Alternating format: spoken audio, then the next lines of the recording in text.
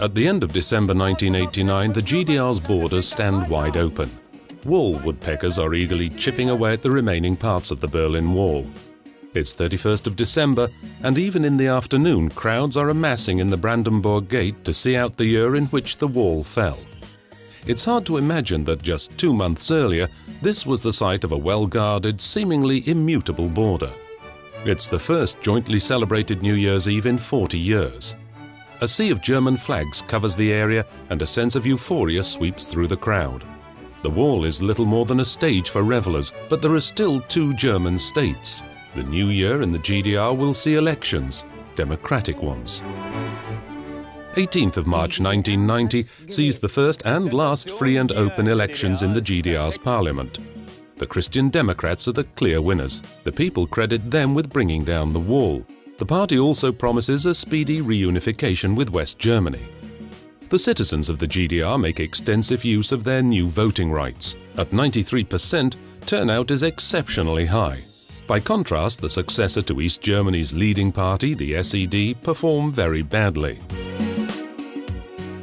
The people of the GDR have spoken, and they have rejected all forms of extremism.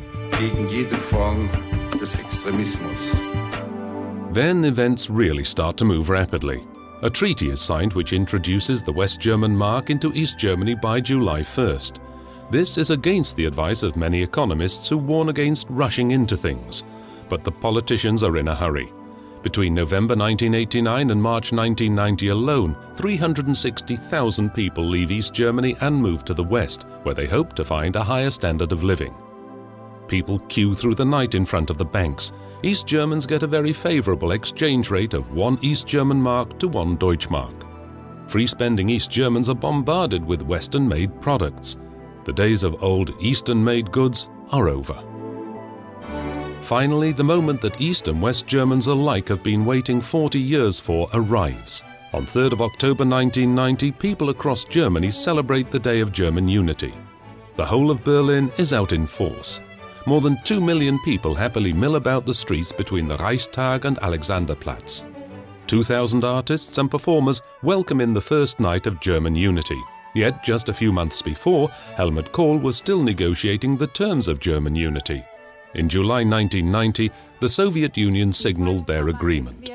On the night of 24th August 1990, the GDR parliament announces the GDR's accession into the Federal Republic of Germany. In September 1990, the so-called 2+4 agreement is signed. The victors of the Second World War formally hand full sovereignty back to Germany. The path is now clear for a unified Germany.